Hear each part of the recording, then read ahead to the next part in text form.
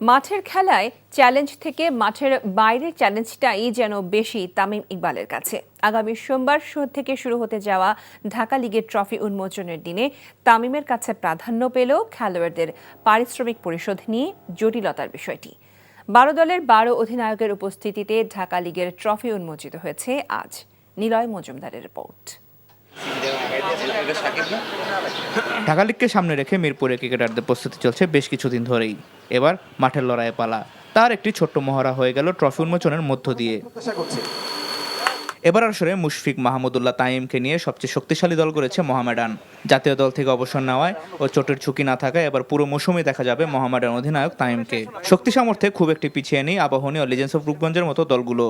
ঢাকার ক্লাবগুলোর কাছে ক্রিকেটারদের পূর্ণ পারিশ্রমিক দেওয়ার আহ্বান জানিয়েছেন তামিম।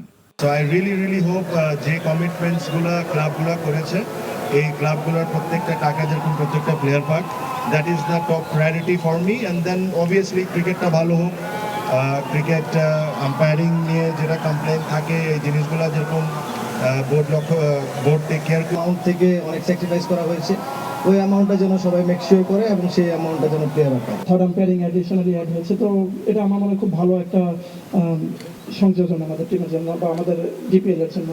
এছাড়াও টুর্নামেন্টে আম্পায়ারিং এর স্বচ্ছতা বাড়াতে প্রথমবার তৃতীয় আম্পায়ারের ব্যবস্থা করেছে সিসিডিএম। সোমবার উদ্বোধনী দিনে ভিন্ন ভিন্ন প্রতিপক্ষের বিপক্ষে মাঠে নামবে আবাহনী, মোহামেডান ও প্রাইম ব্যাংক।